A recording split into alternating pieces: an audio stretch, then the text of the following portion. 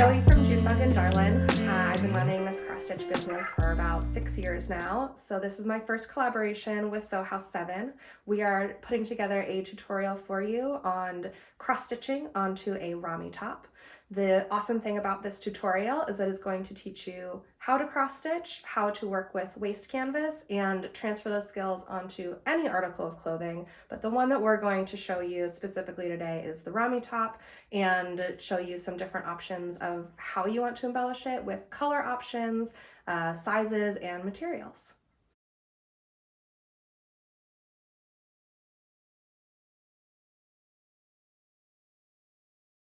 Today we're doing a tutorial for the cross-stitch embellishments that Junebug and Darlin and Sew House 7 have put together for you. So I have laid out for you a finished Romey top and then the elements that come in the kit. So I'm going to go over what these three elements are, some direction on how to do the cross stitching, how to read your pattern that we're including for you, both the free pattern you can find at the Sew House 7 website, as well as the paid pattern that comes when you purchase the kit, or you can purchase the pattern without the kit.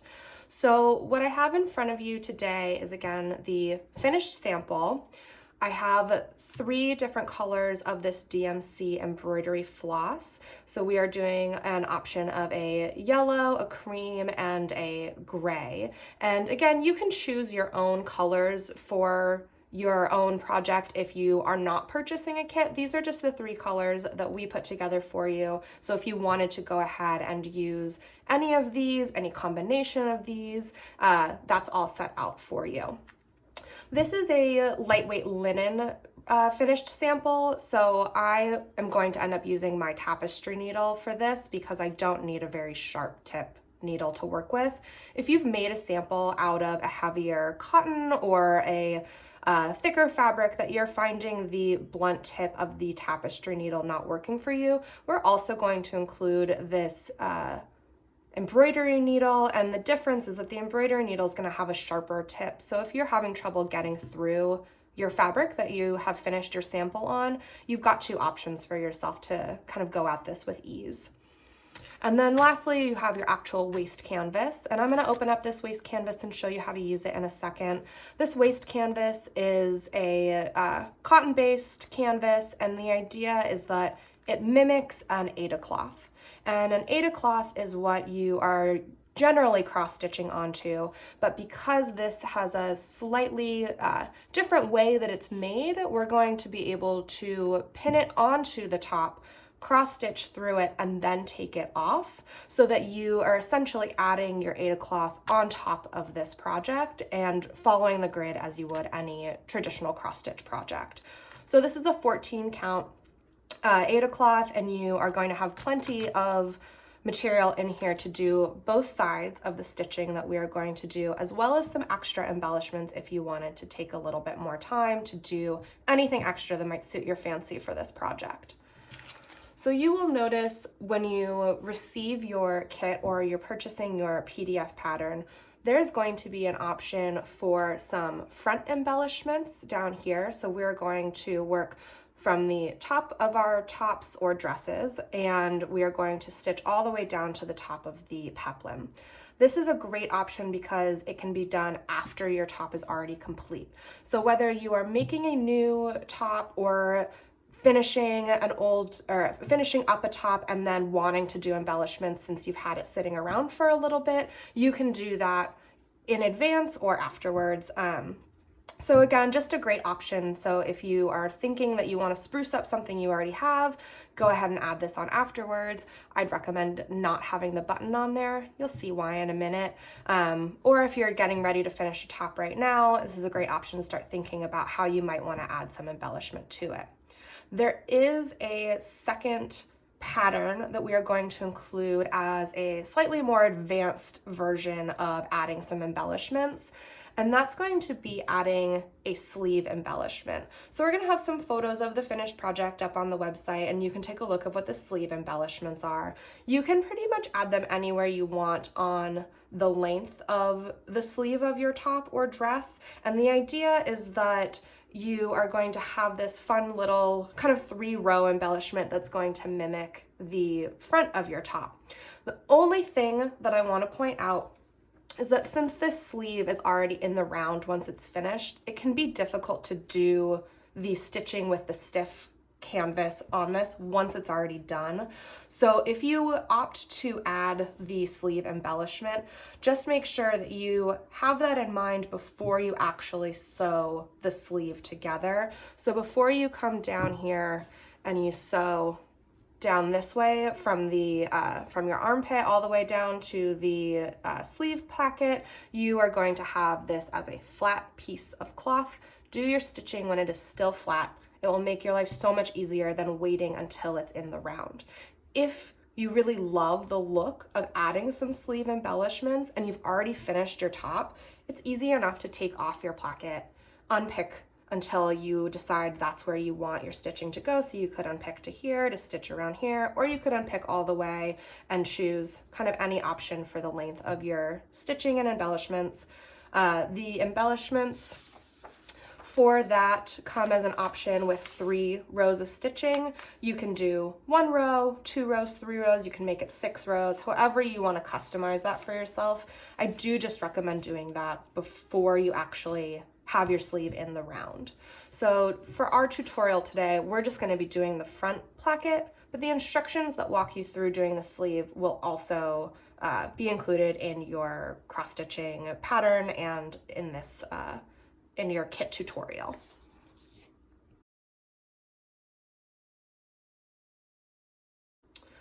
So today we are going to prep this top with, oh, sorry, not prep. Yes, we are going to prep this. We are going to put this top paired with this ecru embroidery floss so that you get a nice contrast.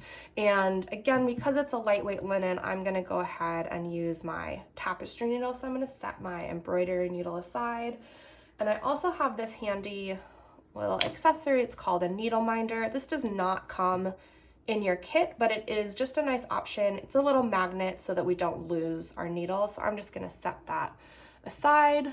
And then I wanna go ahead and prep my waist canvas for this project. So I have this piece of waist canvas that I've already cut into. For this project, you're gonna end up needing 2 pieces of canvas. You want 1 piece for the right side, 1 piece for the left side. I'm choosing to cut 2 separate pieces. You could cut 1 larger piece for the whole project. For me, it's just easier and a good sense of accomplishment to complete 1 side and then move to the other side. So I'm gonna do 2. The pattern comes to about here on your cloth, so I'm going to cut a 3-inch wide piece for this pattern. And then the variable of this will be the length of the top of your top to the peplum. So what I mean by variable is depending on the size of top or dress that you have put together for yourself, some will be longer or shorter in this length.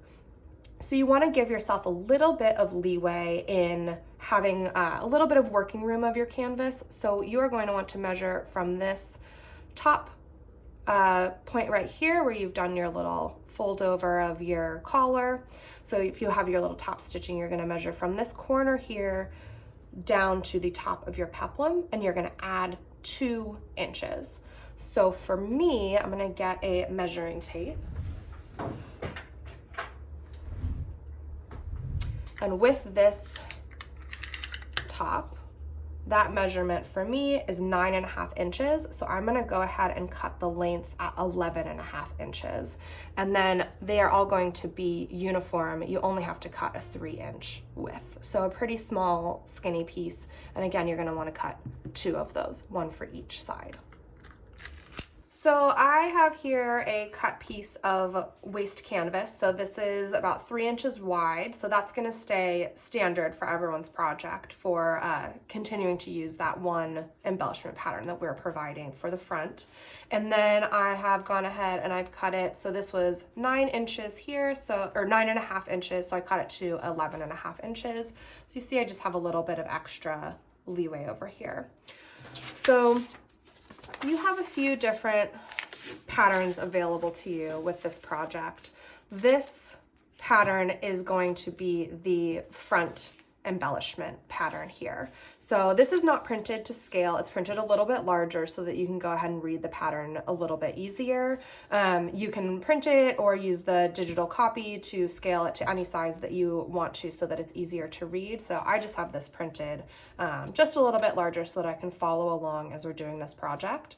And the only thing that you're going to want to keep in mind with this pattern is this section, once you get to this little part over here, it is not completed all the way down to what the length of your peplum, or sorry, the length of your top is going to be to get to the peplum. You're just going to go ahead and keep repeating this section. It's going to start about here and you're going to repeat it all the way down to here. So again, that's going to be a variable length depending on how long of a torso piece you've cut for yourself here. So you'll just stitch all the way down to the bottom and stop when you get down to the bottom over here. If you end up kind of in the middle of one of these little embellishments, when you get down to the bottom over here, just stop at the end of your peplum and it'll look like it's just kind of cascading off and tucked underneath your seam allowance. And don't give it too much thought when you get down to there, because really the main focus is going to be the top embellishment over here, and whatever stitch you end down on over here is going to look great. So in order to get this all set up and aligned, you're going to notice that there are these dark blue lines in your waist canvas. You can see it a little bit better in this package over here. So you've got these dark blue lines. This is going to be your grid marker. There are 5 squares within each of these grids. So on your pattern, you also have the 5 squares in between. These blue vertical lines are your blue vertical lines here.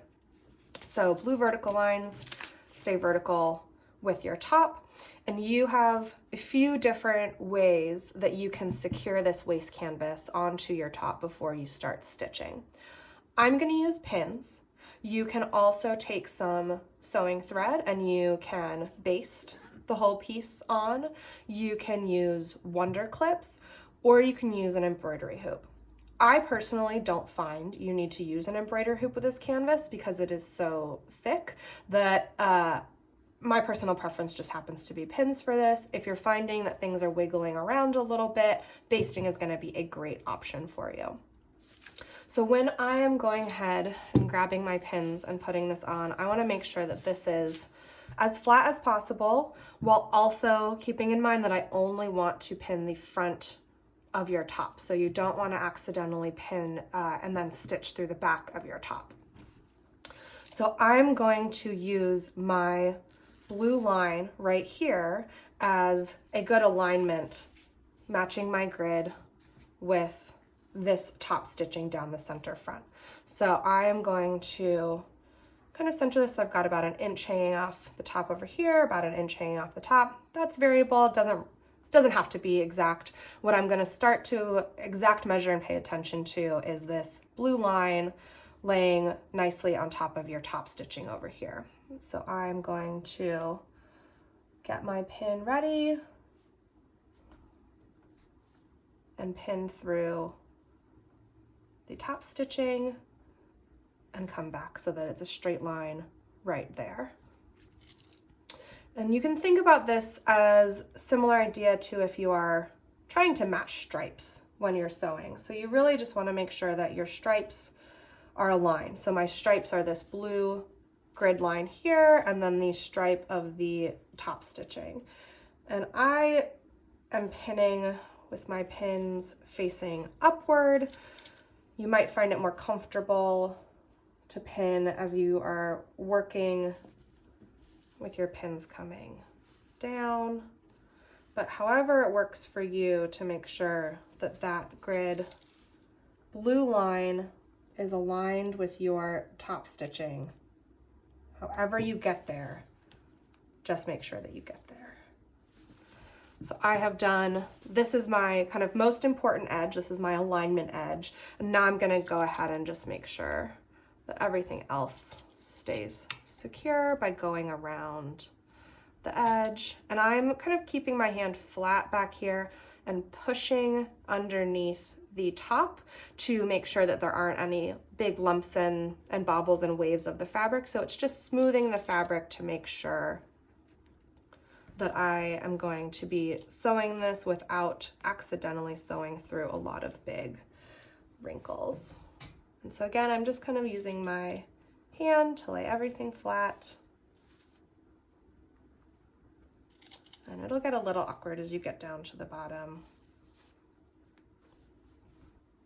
Good thing is it's just some fabric.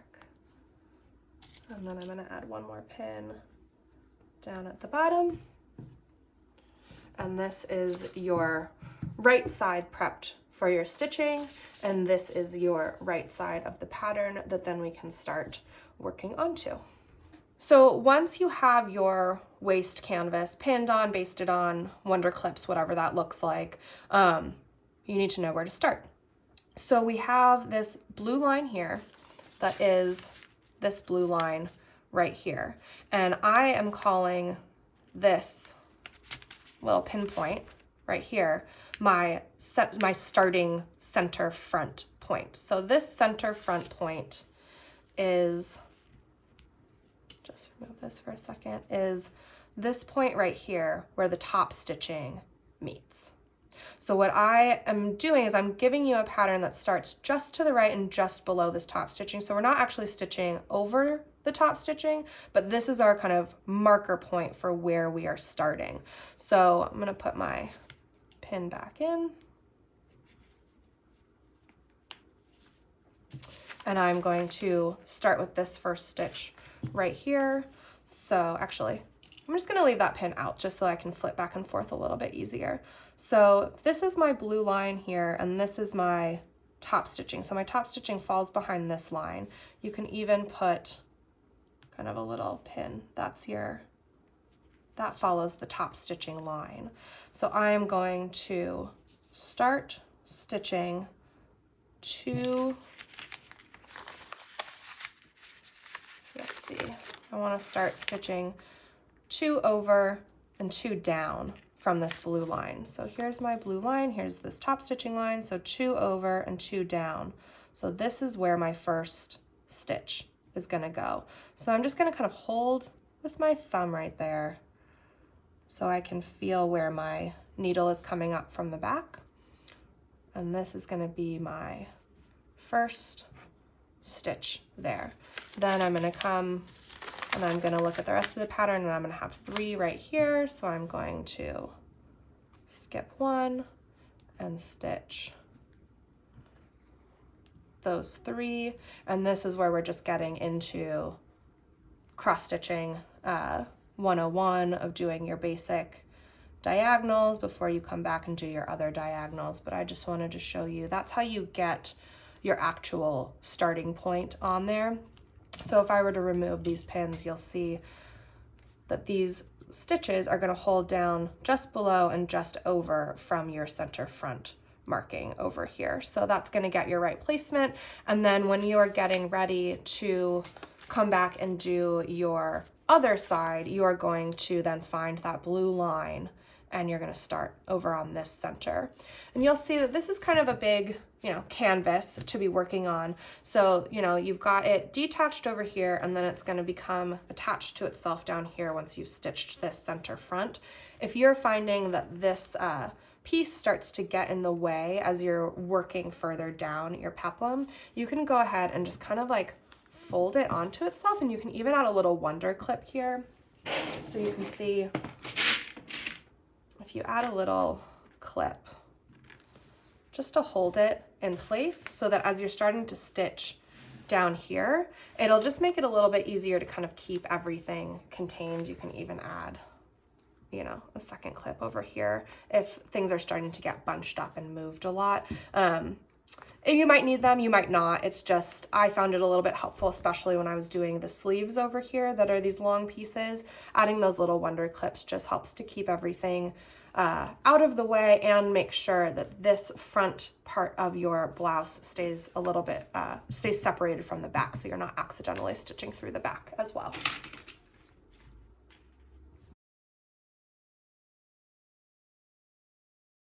So for showing you the actual stitching, I'm just gonna do this little free pattern so that it's really universal for everyone. You don't have to make a big investment if you're not sure that you don't want to cross stitch your entire project. This is a really fun little option. You can use it for the front of your top instead of the paid version. You can use it as your sleeve embellishment. You can use it along the bottom edge of your peplum if you want to.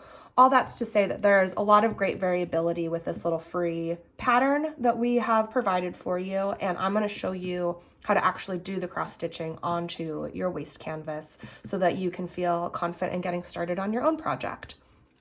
So again, you don't need a lot of supplies for this project. We've got the waist canvas and the embroidery floss and needle that are included in your kit.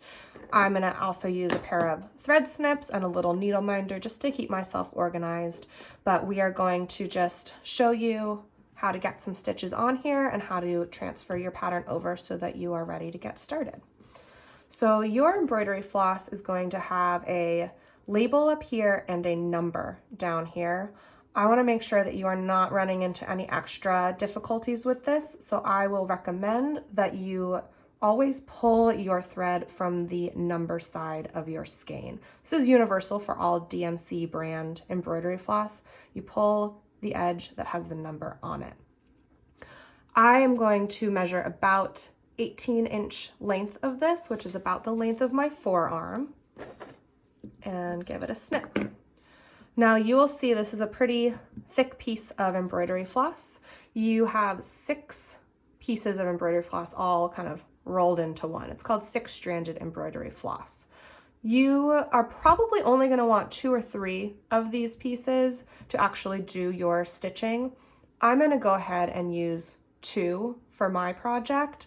If you wanted to use a third one, there is enough embroidery floss for doing the front peplum in your kit. If you wanted to use 3, 3 just means your stitches are going to be a little bit fuller. I think that 2 works just fine for this. It's a little bit easier to manage. So I have pulled 2 aside and I have 4 over here. I'm just going to go ahead and separate those 2, and then I'm going to thread my needle.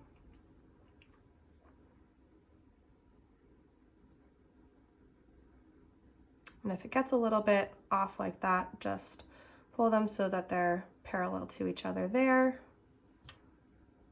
And I have a short tail and a long tail. I'm going to make a little hand knot and a little knot at the end down here will allow this to secure behind your fabric, and we are ready to start stitching. So you'll see I've got all of these little X's on my cross stitch pattern. This is a very simple and traditional way of the cross stitch pattern looks. You're going to have all of your X's are going to be a stitch. Again, these blue lines here are going to mimic your blue lines here so that you can keep track of where you are on your pattern. And cross stitching is really simple. It is just diagonals one way, diagonals the other way. When you cross over to make that second cross for your diagonal, that is the cross of cross stitching. So we're just making X's all the way down. And I like to do my cross stitching. I'm going to work in full rows and then come down. So I'm working left to right and then top to bottom. So I will see if this was my pattern of my, if this was my finished Romey top and this was my edge over here, I would be starting at the edge of my pattern. Now I'm just going to start in the middle over here so that you can get an idea of how I'm doing the cross stitching. This embellishment is really awesome because you can put it anywhere. So I'm just going to start in the middle, and what that means is I'm going to find this blue line here and I'm going to call it this blue line over here, and you'll see just to the right I've got 1 stitch. So this is my blue line, and I make my first diagonal. Now I have 2 spaces and another stitch. So I have 2 spaces and a stitch, 2 spaces, and you'll see this is the blue line. I've met up with the blue line, so I'm in the right spot.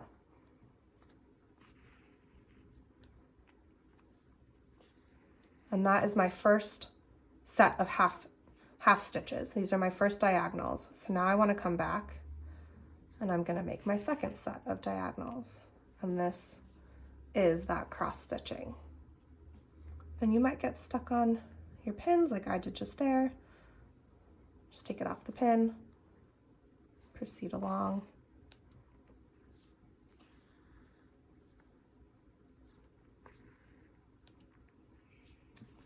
First row done. That is that row right there. So then I come down to my second row, stitch my diagonal, stitch my diagonal, and I'm going to come back and finish off those X's.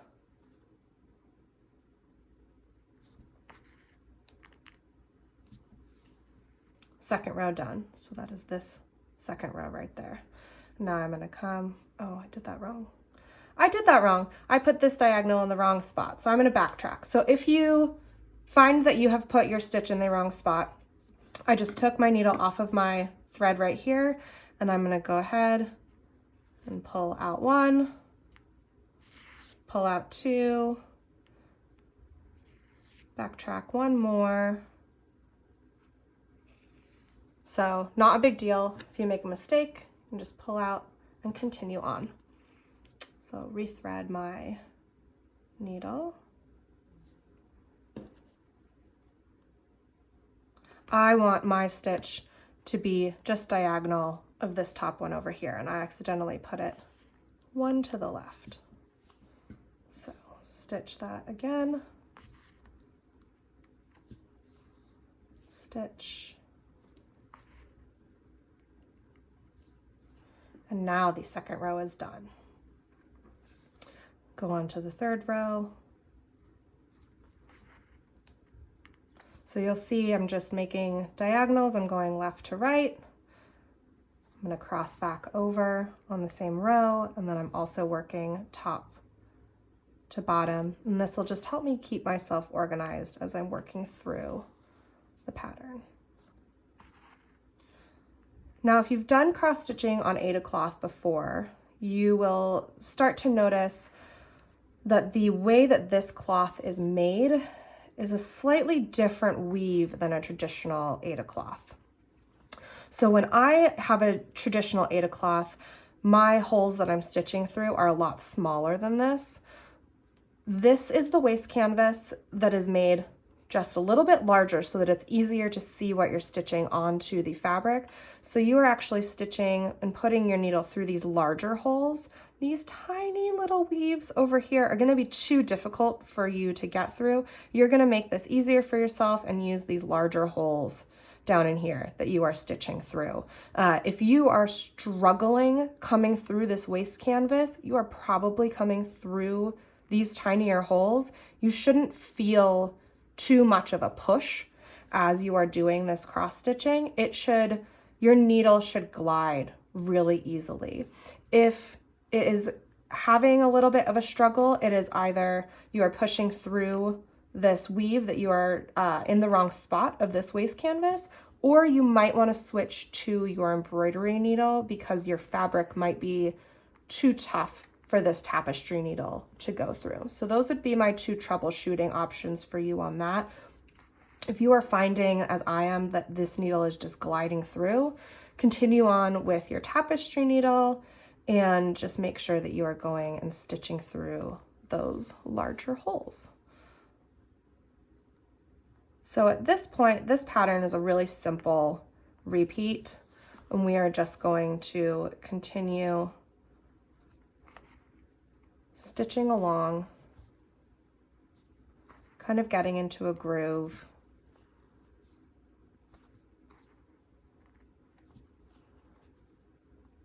And you'll see this small piece of canvas that I'm doing this sample on is a great option to also practice onto. So if you've never done cross stitching before you get yourself set up on your finished garment, go ahead and get yourself a little scrap piece of fabric. I, again, love stitching onto linen with this. So go ahead and get yourself a little scrap piece of fabric. You can use this little free tutorial, or you can even practice the larger pattern that we've got for you.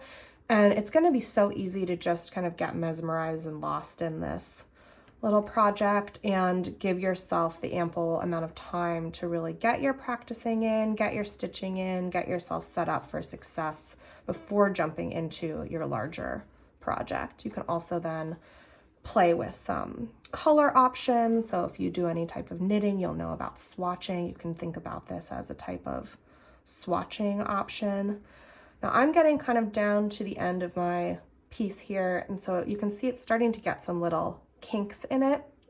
What I like to do is hold my fabric upside down, and I'm going to let my needle just hang, and it just unkinks itself a little bit. So if you're finding that it's getting knotted or too twisted, you can always just let it fall. So this is the beginning of my pattern. So I've done these rows all the way down to do this first little section. I'm going to go ahead and continue stitching down to here. I'll show you how to do the repeat, and then we'll go ahead and remove the waste canvas so you know how to actually take this off when you are done and ready to finish up your project. So I have now stitched this pattern down to this bottom row, so you can see I'm about to cross over to do this last stitch right here. So how you're going to do your repeat, you have a few options. You can totally go the like analog way where you can print multiples of these out, cut them, paste them, you know, like literally tape them down onto each other to make your full physical repeat. Or you can just follow my logic that I'm going to show you, that this two line is this two line. So this part kind of just fits back on top of this area here, and then you would start the repeat again. So what that means is I'm about to cross over my stitch right here, and then I know that now I'm back at the top. So I'm going to go ahead and do this row at the top, which are these 3 stitches. 1, 2, and 3, and then again come back,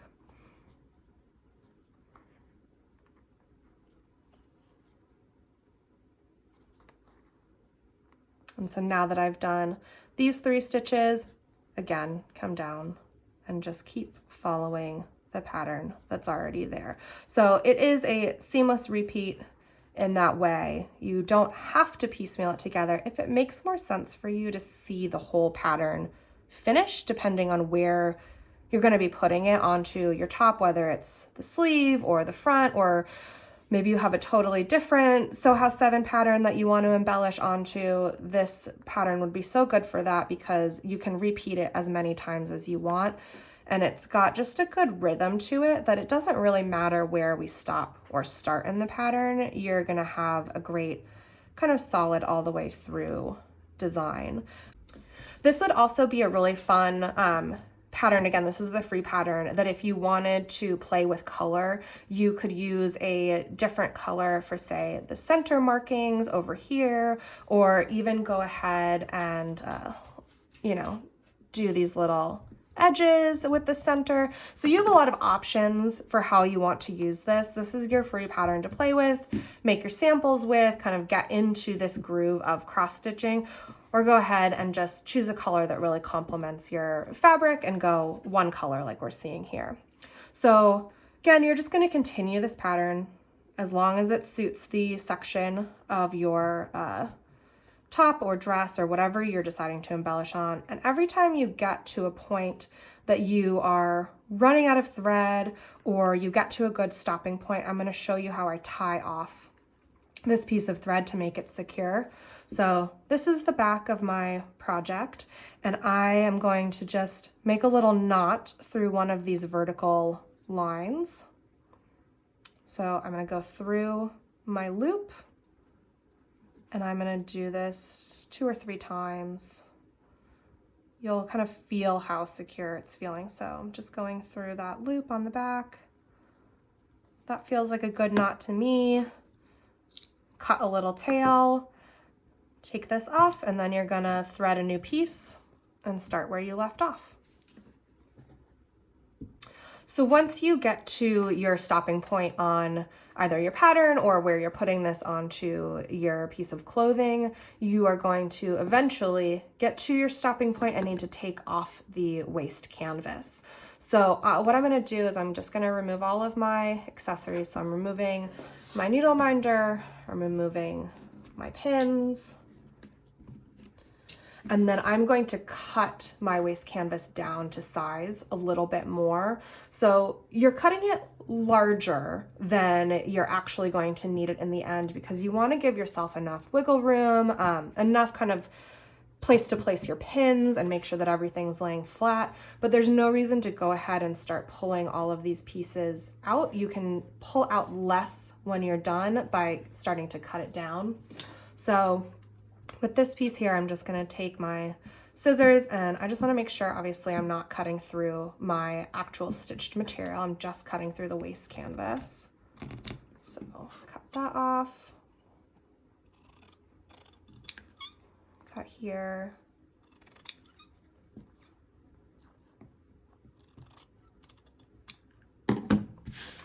And you can remove the waistcloth, or sorry, the waist canvas without making it wet. It's a little bit stiff, and you'll see, you know, there's a reason why it's stiff. We're not using an embroidery hoop or anything, but it'll be a little bit easier to remove if you go ahead and just get this a little bit damp. So you can either run this under a sink, kind of towel it off just to dampen it, or I have this little spray bottle, so I'm just gonna spritz a little bit here.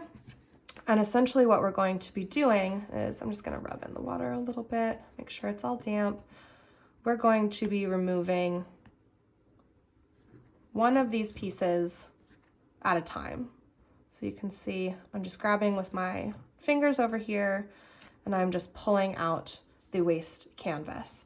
I like to use tweezers. If you don't have long fingernails or you're just having trouble grabbing on, a pair of tweezers are going to be really helpful for you on this. So let me grab my tweezers and I'll show you what that looks like.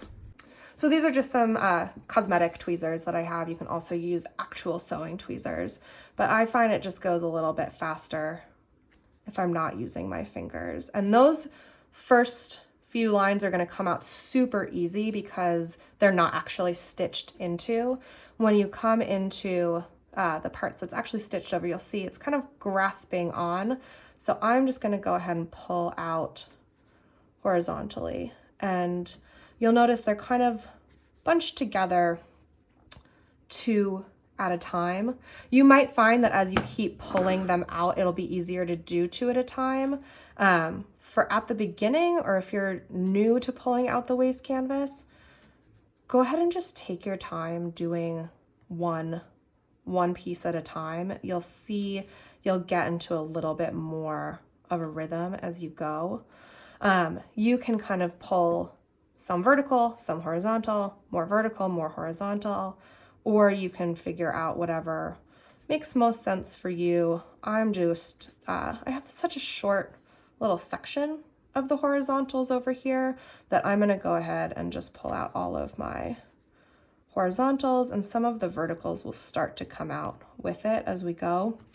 When you're doing a larger pattern, so if you're doing one of those paid patterns, especially at the top of the Romey embellishment, you're going to have a lot of that foliage stitching at the top. It's going to be a little bit more condensed.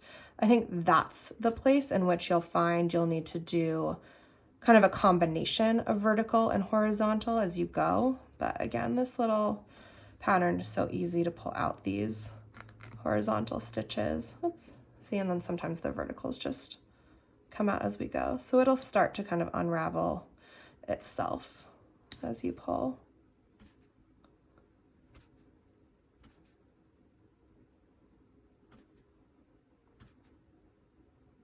And similar to cross stitching, you kind of get into a little meditation as you do this. So one at a time. If you're finding that you're pulling too hard. Just kind of like take a step and reassess where it's pulling from. You don't want to pull so hard that you ruin the integrity of your stitches that you've just laid down. So if you're finding, like right here, just have like a little bit of an extra tension in here. So I just want to make sure that as I'm pulling, yeah, it loosened up a little bit. I just want to make sure that I'm not ripping out any of the work that I've already put all of my hard effort into. And you'll find probably sometimes, or the most likely thing that's happening when you're finding that tension is that you're trying to pull two of these strands at the same time. So just make sure you're really grasping onto one. And then I've come all the way down here. I have no more stitches, so I'm just gonna go ahead and snip that off. There's no reason for me to keep doing that work. And now what I'm left with are these vertical strands. So same process as taking out the horizontal, one at a time. These might actually, oh look, this all just came out together. So they're all pretty loosened up in there. So that'll be a much quicker release. And then that's your cross stitch onto your linen. So you'll see that there's a little halo of the wetness that I put onto this. So it's not soaking wet, it's just a little bit damp, but that'll obviously dry. And your embroidery floss that we stitched with, that DMC brand, is 100% cotton. So this is totally safe to be washed with your finished project. And the best thing about that brand as well is it is color fast, so it won't bleed. So even if you choose to go wild and use like a bright red if you wanted to, it is all going to stay color fast and self-contained. So again, you really have endless options for how you want this project to look, and you can start to get an idea of where you'd want your stitches to go, how large you'd want them to be. You could even repeat this row right next to this one over here if you wanted to do that as your sleeve stitches. But a really small little scrap piece like this is going to give you ample opportunity to practice, get some ideas of what colors you want to do, and see how your tensions are looking with your stitches. But I think it's a really fun project, and once this is all dry, you're going to see that it even just pops even more of this gray onto this chartreuse color, and it's just a really fun way to play, embellish new projects, old projects, whatever is making your heart jump.